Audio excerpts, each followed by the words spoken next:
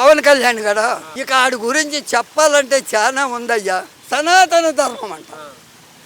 ఓరిడమ్మ సనాతన ధర్మం నాదంగా. సనాతన ధర్మం కలియుగం త్రేతాయుగంలో నుంచే సన్నాసి అయిపోయి కలియుగంలో సనాతనం ఉండదని వాళ్ళే చెప్పారు మహానుభావులు. త్రేతాయుగం ద్వాపర యుగం నాటిది. కృష్ణుడు ధర్మరాజు మాట్లాడుకున్నారు సనాతన ధర్మం గురించి.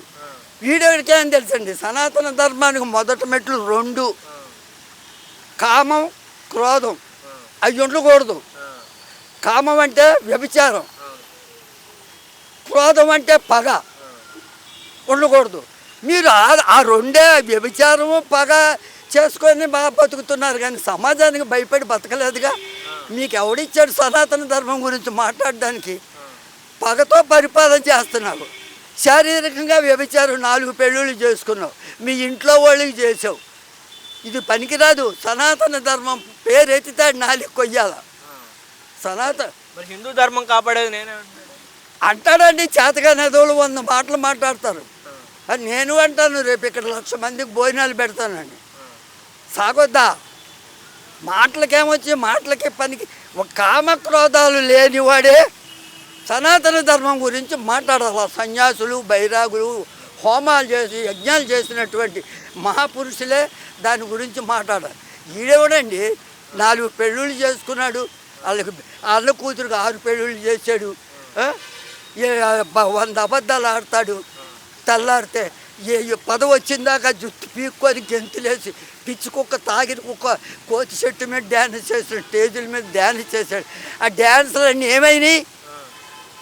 పవన్ గురించి అడుగుతారంటే పవన్ గురించి ఆడవాళ్ళు నానా బూతులు తిడుతున్నారు.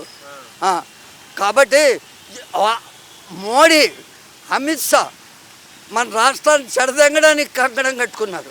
వాళ్ళిద్దరే పగ సాధిస్తున్నారు. ఎందుకు పగ? చంద్రబాబు తిట్టాడు, ఆడిని తిట్టాడు, ఇండి తిట్టాడు. ఆడిని చెప్పులతో కొట్టాడు, ఇండి చెప్పులతో కొట్టాడు. ఇద్దరికి చెరొక చెప్పుల దండ వేసినాడు చంద్రబాబే. వాడు మనకు మంత్రి అయితే మరి వీడి ద్వారా మన మీద పగ సాధించుకుంటున్నారు. వాళ్ళు చర్య తీసుకోవద్దా? స్కూళ్ళు పాడైపోయినాయి.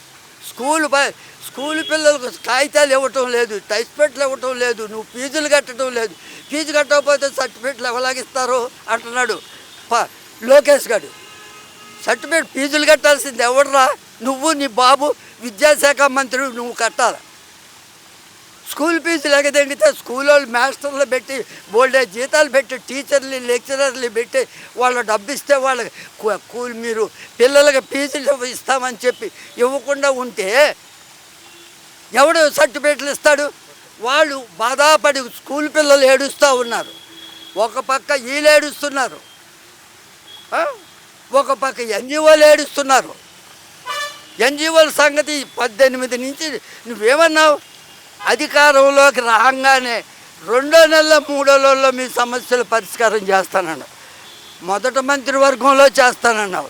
ఇదిగో నేను వేసాను మంత్రివర్గం, ఈవేళ మీ సంగతి తేలుస్తాను. మాట్లాడలే. 2వ దేశం మాట్లాడలే, 3వ దేశం మాట్లాడలే.